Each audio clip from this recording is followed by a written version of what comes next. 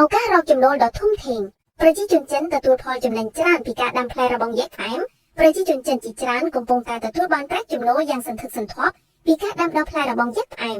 មួយហេតុដែលធ្វើឲ្យផ្លែឈើនេះក្លាយជាទីពេញនិយមនិងមានតម្រូវការខ្ពស់គឺដោយសារតែពួកគេបានផ្ដោតសំខាន់លើប្រភេទត្រសក់ផ្អែមសំខាន់ចំនួន2គឺផ្លែរបងយក្សធម្មតាផ្លែឈើប្រភេទនេះមានលក្ខណៈយូរអែមពណ៌ស្រស់ឆើតឆាយនិងមានសារធាតុចិញ្ចឹមខ្ពស់វាសម្បូរទៅដោយវីតាមីន C